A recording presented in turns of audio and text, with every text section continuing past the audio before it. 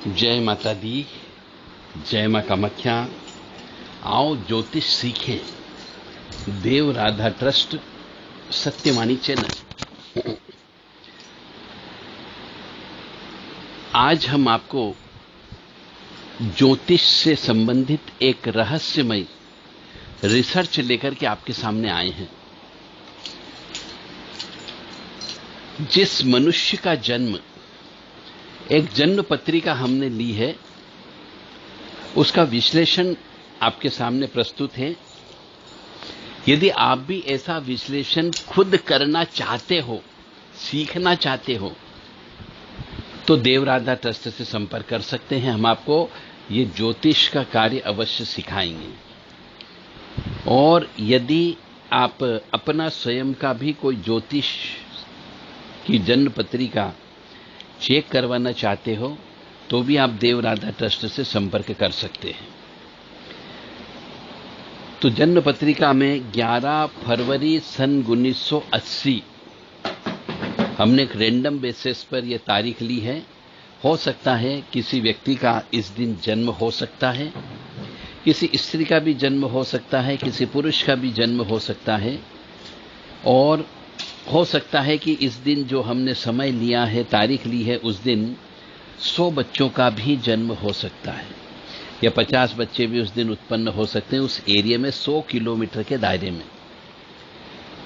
तो 11 फरवरी सन 1980 को रात को 11:25 पर जिस भी बालक बालिका का जन्म हुआ हो, जबलपुर के आसपास या नरसिंहपुर, जबलपुर जिले के अंदर, या जबलपुर के 100 किलोमीटर के दायरे में जिस भी बालक बालिका का जन्म हुआ हो, उसका भविष्य हम आपको बताने जा रहे हैं।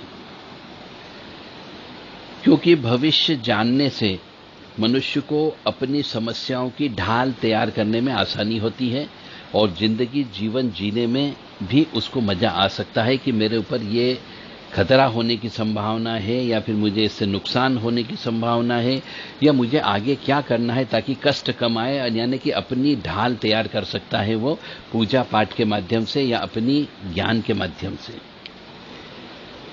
तो हम आपको ले चलते हैं कि पत्रिका का विश्लेषण कैसे करना चाहिए, और यदि आप किसी ज्योतिषाचार्य के पास जाते हो तो अपनी पत्रिका में किन किन बातों को आपको पूछना चाहिए। तो 11 फरवरी सन 1980 को रात को 11:25 पर जबलपुर में या जबलपुर के आसपास 100 किलोमीटर के दायरे में जिस भी बालक बालिका का जन्म हुआ हो, उसकी वृश्चिक राशि आती है। वृश्चिक राशि का स्वामी मंगल होता है। तो राशि का जो स्वामी होता है उसकी पूजा मनुष्य को करना चाहिए, ताकि कष्ट की प्राप्ति कम होती है। तो जिसकी भी वृश्चिक राशि है उसको हनुमान जी की सेवा करना चाहिए, यानी रोजाना हनुमान चालीसा का पाठ करना चाहिए, और रोजाना हनुमान जी के दर्शन करना चाहिए। मंगलवार का व्रत उपवास रखना चाहिए, और महीने में एक बार श्री हनुमान जी को संपूर्ण चोला चढ़ाना चाहिए, ताकि जो राशि है वो राशि अच्छा फल प्रदान करेगी, कष्ट कम देगी, यानी आपके जीवन में कष्टों से बचने के लिए ढाल तैयार करने का काम करेगी। जिसका जन्म 11 फरवरी सन 1980 को रात को 11:25 पर हुआ है, आज की तारीख में उसकी उम्र 42 वर्ष 3 माह और 30 दिन पूरे हो चुके हैं। कृष्ण पक्ष की था उस समय पे, 10वीं तिथि थी, ज्येष्ठा नक्षत्र का चतुर्थ चरण चल रहा था, और सोमवार का दिन था। हर्षण योग है, विष्टिकरण में जन्म हुआ है, और यह जीवन में संघर्ष दिलाएगा। जीवन में संघर्ष इस मनुष्य को, चाहे स्त्री हो या पुरुष हो, चाहे बच्चा पैदा हुआ हो या बालिका पैदा हुई हो, उसके जीवन में भयंकर कष्ट की उत्पत्ति होगी। क्योंकि विष्टिकरण में जन्म हुआ है, और विष्टिकरण का मतलब होता है शनि की बहन। और शनि की बहन, ऐसा कहा जाता है, शास्त्र में लिखा हुआ है कि शनि की बहन का नाम विष्टि था, और वह विष्टि भयंकर कुरूप थी, काली कलूटी थी, बड़े बड़े दांत थे, 3 टांग वाली थी, और जिसके साथ विवाह हुआ वो ऋषि मुनि भी उस विष्टि को छोड़ करके चले गए। इसलिए विष्टिकरण में जिसका जन्म हो जाता है उस मनुष्य को, चाहे वो बालक हो या बालिका, उसे जीवन में कष्ट भोगना पड़ता है। तो इसके लिए सूर्य नारायण भगवान, विष्टि और शनिदेव, इन तीनों की पूजन अर्चन करना होती है, तो कष्टकम की प्राप्ति होती है। तो ऐसे मनुष्य को जिसका जन्म विष्टिकरण में होता है, उसे रोजाना सूर्य उदय के पहले उठ करके सूर्यनारायण भगवान को जल चढ़ाना चाहिए और गायत्री मंत्र का जप करना चाहिए। शनिवार के दिन अपना उतारा करते रहना चाहिए। और विष्टि जो रहती है वो भी पीपल के वृक्ष की तनों में निवास रहता है उसका, इसलिए पीपल के वृक्ष के नीचे जाकर के सूर्यास्त के समय पे एक तेल का चौमुखी दीपक अवश्य जलाना चाहिए और अपना उतारा करके पीपल के वृक्ष के नीचे रखना चाहिए, जिससे विष्टि के माध्यम से जो आपको कष्ट मिलना है वह कष्ट की प्राप्ति में कम हो सकता है। पूर्ण रूप से समाप्त नहीं होता, क्योंकि जो ऊपर वाले ने आपकी किताब में लिखा है कष्ट, वो तो आपको भोगना होंगे, परंतु उसकी पोटेंसी यानी उसकी पावर को कम ज्यादा किया जा सकता है पूजा पाठ के माध्यम से, दान धर्म के माध्यम से।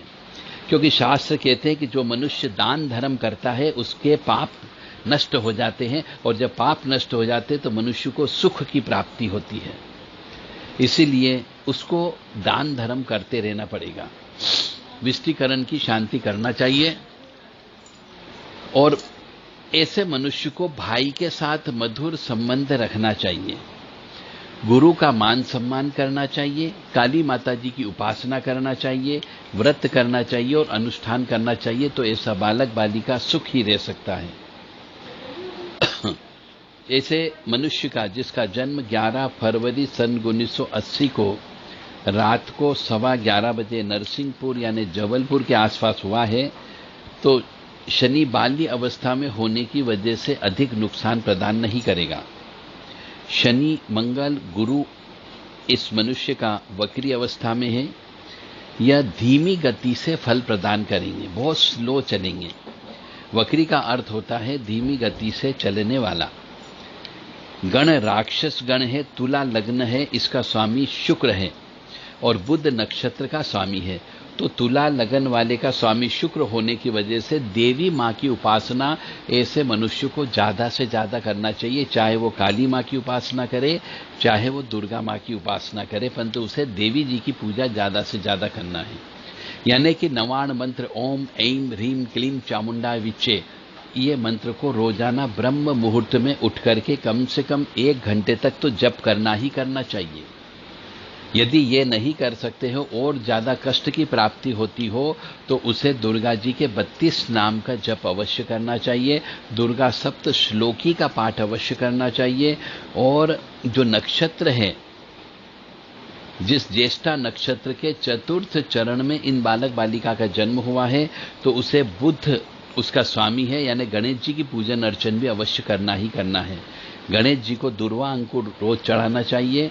गणेश चतुर्थी यानी कि संकट चतुर्थी जो हर महीने में एक बार आती है, उस संकट चतुर्थी का व्रत उपवास अवश्य करना चाहिए। नमक का सेवन कम से कम करना चाहिए व्रत उपवास के दिन में। देवी जी की पूजा करना ही करना है, हनुमान जी की पूजा अवश्य करना है और गणेश जी की पूजा अवश्य करना चाहिए, क्योंकि यह एक तो नक्षत्र के देवता हैं, एक राशि के देवता हैं और एक लग्न के देवता हैं। तो ज्योतिष शास्त्र ये कहता है कि जो राशि के देवता होते हैं उनकी भी पूजन अर्चन और उपवास करना चाहिए, दान धर्म करना चाहिए। जो लग्न के देवता होते हैं उनकी भी पूजन अर्चन और दान देना चाहिए। और जो नक्षत्र होते हैं उसके भी देवता की पूजा करने से आप अपनी जिंदगी का 60% परेशानियों को बचा सकते हो, इन्हें ढाल तैयार कर सकते हो। 60% कष्ट आपके कम हो सकते हैं इन 3 चीजों का प्रयोग करके, इन 3 चीजों की पूजन अर्चन करते हुए। तो आपको ब्रह्म मुहूर्त में उठना है, बजाय कि कष्ट ज्यादा सहें।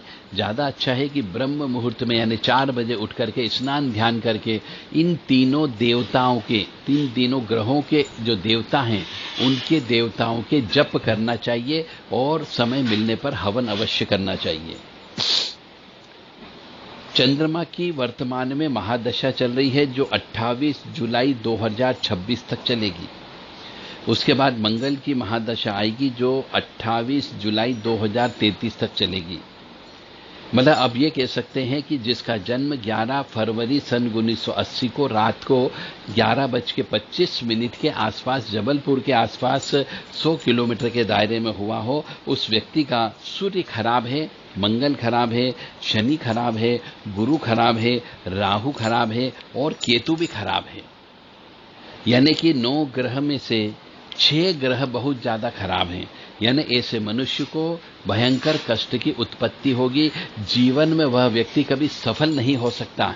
विवाह भी होगा, बच्चे भी पैदा होंगे, परंतु बच्चे मरने की संभावना भी बहुत ज्यादा है इसमें। इसलिए ऐसे मनुष्य को अपना जीवन किसी भी देवी देवता को अर्पित कर देना चाहिए।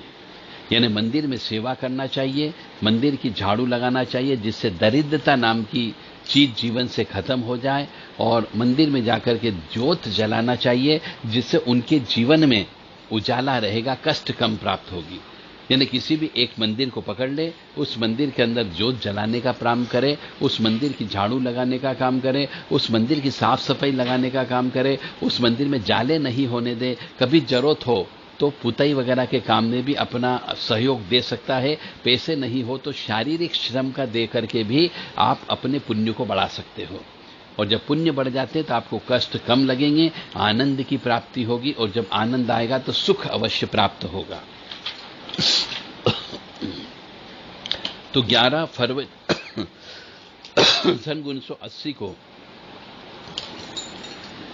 रात को 11:15 बजे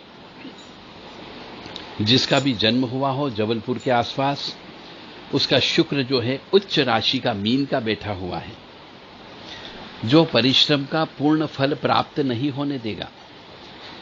क्योंकि शुक्र जो है 6ठे भाव में बैठा हुआ है, और 6ठे भाव में जो भी ग्रह बैठ जाता है, ऐसा कहा जाता है कि वह अपनी आधी शक्ति खत्म कर देता है।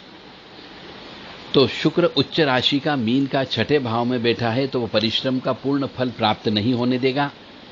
कष्टकारी दशा होगी, शुक्र की दशा में कष्ट अवश्य प्राप्त होगा। लड़कियां अधिक होने की संभावना बनती है, और ऐसा यदि कोई पुरुष है तो उसे अपनी स्त्री को नंगे पैर कभी नहीं चलने देना, घर में भी और बाहर भी। उसकी चप्पलें भी बहुत ज्यादा टूटेगी। यदि पुरुष है तो उसकी स्त्री की चप्पलें बहुत ज्यादा टूटेगी, और यदि स्त्री है तो उसे अपने पति को नंगे पैर नहीं चलने देना, चाहे घर में हो या घर के बाहर हो। यह उसका उपाय है। देवी मां की उपासना तो करना ही करना होगी। बुध ग्रह जो है कंप्यूटर के कार्यों से उसको लाभ दिलाएगा, क्योंकि बुध जो है पंचम स्थान में केतु के साथ बैठा हुआ है। बुध जो है बुद्धि का कारक होता है, और पंचम स्थान ज्ञान का कारक होता है। तो बुध जो है कंप्यूटर के कार्यों में लाभ प्रदान करेगा, व्यापार व्यवसाय से धन अर्जित करवाएगा। पुत्र की उत्पत्ति में पूजा पाठ करना होगा तो ही पुत्र की उत्पत्ति होगी, अन्यथा नहीं होगी। यानी यहाँ पे बुध के साथ में केतु बैठने की वजह से पुत्र उत्पन्न तो होगा, परंतु देरी से उत्पन्न होगा, या पूजा पाठ करने पर ही पुत्र उत्पन्न की प्राप्ति होगी। कन्या अधिक उत्पन्न होने की संभावना है, और ऐसे मनुष्य यदि पुरुष है तो उसका यहाँ पर, या स्त्री है तो उसके यहाँ पर 1-2 गर्भपात होने की संभावना भी होगी। क्योंकि बुध के साथ केतु यदि पंचम भाव में बैठ जाता है तो वह गर्भ में बच्चे को मारने का काम करता है। इसलिए मंदिरों में झंडे लगाना चाहिए ऐसे मनुष्य को जिसका केतु बुध के साथ पंचम भाव में बैठा हुआ है।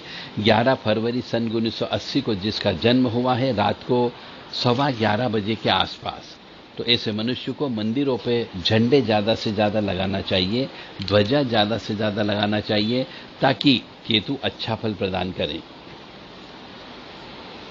व्यापार व्यवसाय से बुध उन्नति दिलवाएगा। पुत्र की उत्पत्ति में पूजा पाठ करना होंगे। कन्या अधिक उत्पन्न होने की संभावना है। गुरु राहु ये एक साथ बैठा हुआ है, जो चांडाल योग बताता है आय वाले स्थान पर। यानी आय वाले स्थान पर गुरु राहु होने की वजह से व्यापार व्यवसाय करने में नुकसान होगा, क्योंकि राहु आय को खा जाएगा। तो राहु की शांति के लिए देवी मां की उपासना उसे मनुष्य को करना चाहिए। तो गुरु राहु की वजह से लाभ में रुकावटें उत्पन्न होगी, तो ऐसे मनुष्य को अपना धंधा कभी भी नहीं करना चाहिए, अन्यथा धंधे बार बार बदलेगा, बार बार नुकसान होने की संभावना ज्यादा बनती है। गुरु और मंगल एक साथ एकादश भाव में बैठा हुआ है सिंह राशि का। तो ऐसे मनुष्य को अपनी पत्नी के नाम से व्यवसाय करने पर लाभ हो सकता है, परंतु स्वयं के नाम से व्यापार करने पर लाभ की प्राप्ति नहीं होगी। गुरु अकेला जो है संतान वृद्धि या वंश वृद्धि में रुकावटें उत्पन्न करने का काम करेगा। तो इसलिए ऐसे मनुष्य को जिसका जन्म 11 फरवरी सन 1980 को रात को 11:15 बजे हुआ हो, उसे मंदिर में पीपल का वृक्ष लगाना चाहिए या एकांत स्थान में पीपल का वृक्ष लगा करके उसकी रक्षा करना चाहिए, या शमशान में पीपल का वृक्ष लगा करके उसको पनपना चाहिए, यानी उसकी सेवा करके उसको बड़ा होने देना चाहिए। जैसे जैसे पीपल का वृक्ष बढ़ेगा वैसे वैसे वंश वृद्धि होने की संभावना बढ़ सकती है।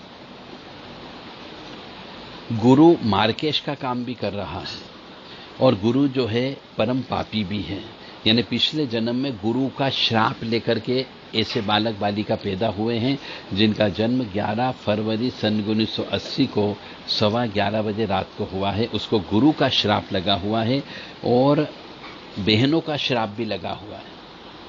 तो बहनों से भी उस व्यक्ति को इस जन्म में कष्ट की प्राप्ति होने की संभावना है और गुरु से भी कष्ट होने की संभावना बनती है। पर स्त्री से कष्ट मिलेगा, यानी पर स्त्री का मतलब हो गया यदि पुरुष है तो भाभी वगैरह से कष्ट मिल सकता है, और यदि स्त्री है तो उसे ननंद वगैरह से कष्ट मिलने की संभावना बहुत ज्यादा होगी। मृत्यु तुल्य कष्ट मिलने की संभावना है गुरु की दशा, महादशा, अंतरतर दशा और प्रत्यंतर दशा में। तो इस समय पे महामृत्युंजय के मंत्र ज्यादा से ज्यादा जप करना है। 1 घंटा सवेरे और 1 घंटा शाम को जप करना चाहिए।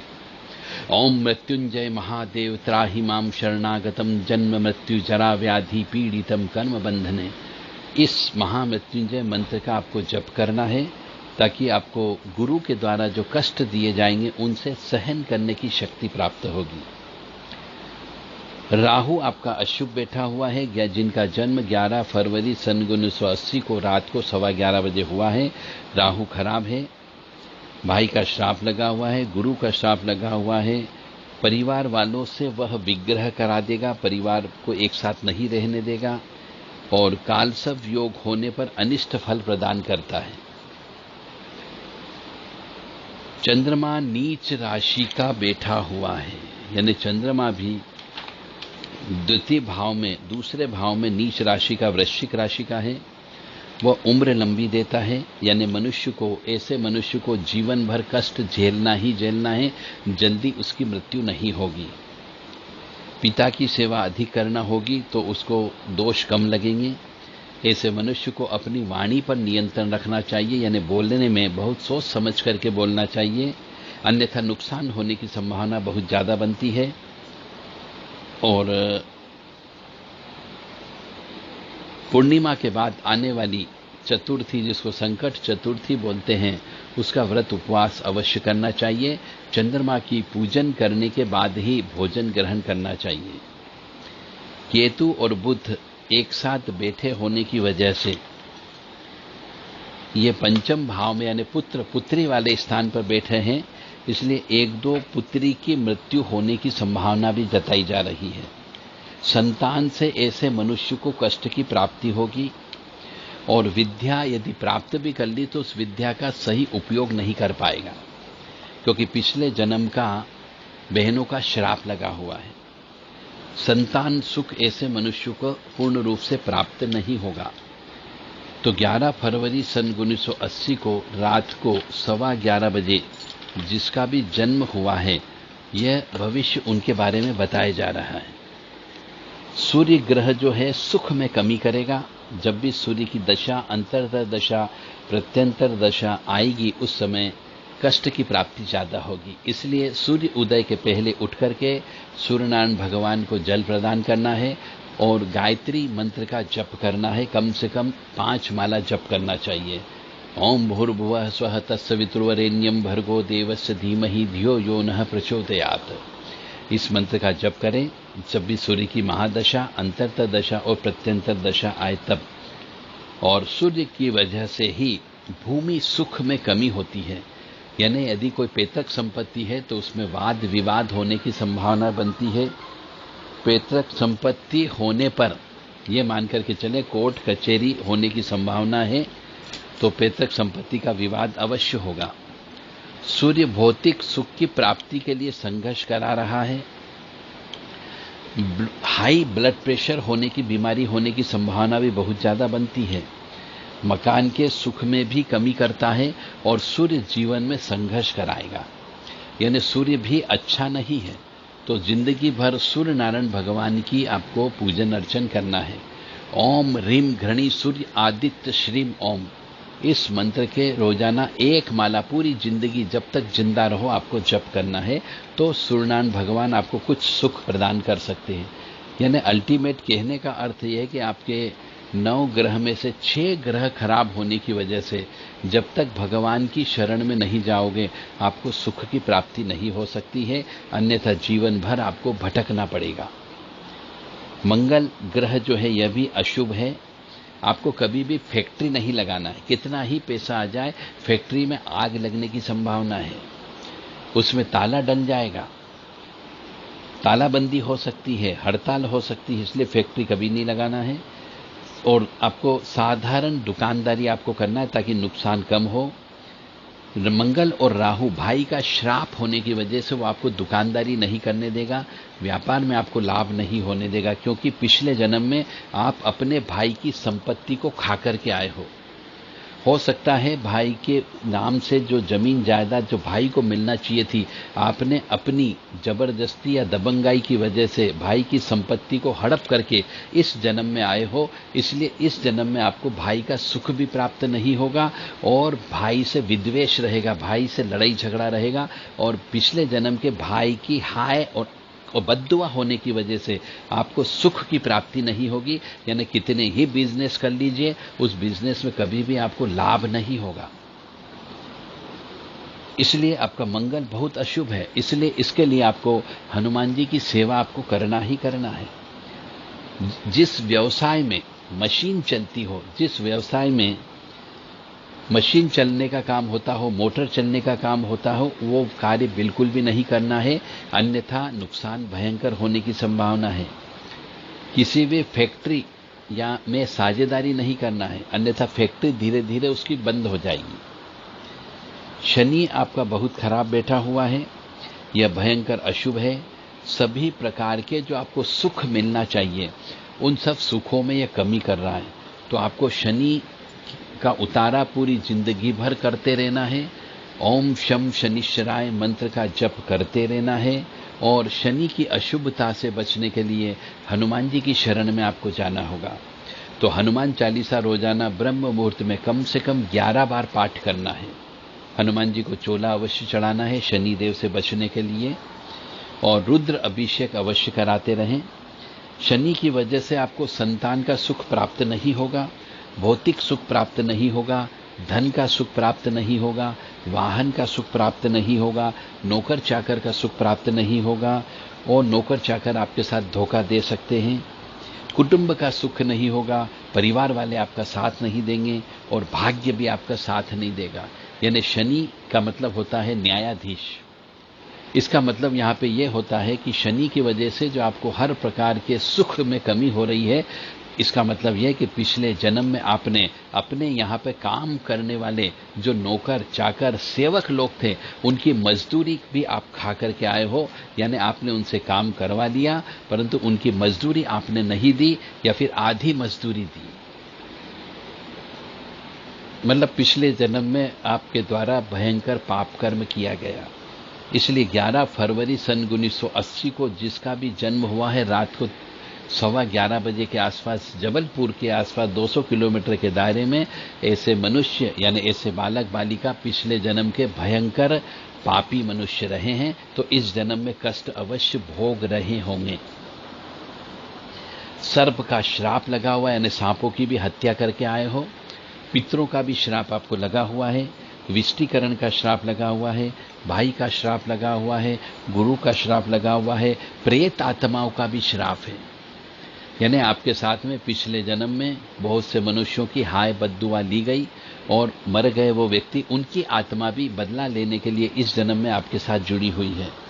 तो इन सब से बचना है यदि आपको, तो मां भगवती आद्य शक्ति काली की उपासना करना चाहिए और हनुमान जी की सेवा करना चाहिए। भैरव जी की उपासना करने से, रोजाना पूजन अर्चन दीपक और हवन करने से आप इन पाप कर्मों से बच सकते हो।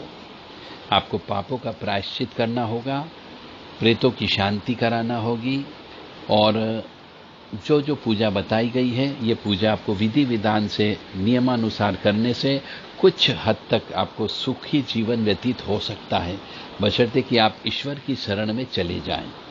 यदि आप ईश्वर को नहीं मानते हो तो निश्चित तौर से आपका यह जीवन, संपूर्ण जीवन जब तक जिंदा रहोगे, नरक के समान रहेगा। कभी भी कोई भी सुख शब्द आपकी जिंदगी में नहीं आएगा। यदि किसी व्यक्ति का जन्म 11 फरवरी सन 1980 को रात को 11:15 बजे हुआ है और मेरी इस आवाज को सुन रहे हो, तो वह हमसे संपर्क कर सकता है। उसके लिए यह पूजा पाठ जो हम बता रहे हैं, यह पूजा पाठ बहुत कम खर्चे में, यानी किसी प्रकार का कोई ज्यादा खर्चा न होते हुए मंदिरों में पूजा पाठ कराई जा सकती है और कुछ सुख की प्राप्ति देव राधा ट्रस्ट के माध्यम से खर्चा करके आपके लिए जप तप करवाए जा सकते हैं। आप संपर्क कर सकते हो 9893128047 और 7649862712 पर आप संपर्क करके अपने इन कष्टों से, पापों का प्रायश्चित करने के लिए, प्रायश्चित पूजा के लिए देव राधा ट्रस्ट से संपर्क कर सकते हैं। जय माता दी, जय मां कामाख्या। मां भगवती जगत जननी आद्य शक्ति भवानी, अलहादिनी शक्ति, कष्ट निवारिणी, दुख निवारिणी, महिषासुरमर्दिनी, चंडमुंड नाशिनी, सिंहवाहिनी, क्लेश नाशिनी, पाप नाशिनी, दुरितापहारिणी, शत्रु संग विदारिणी आप सबको सुखी रखे, स्वस्थ रखे, प्रसन्न रखे, यश दे, कीर्ति दे और मान सम्मान दे और सबसे बड़ी बात है आपको निरोगी काया प्रदान करे ताकि आप ईश्वर भक्ति में लीन हो सके। जय मां कामाख्या।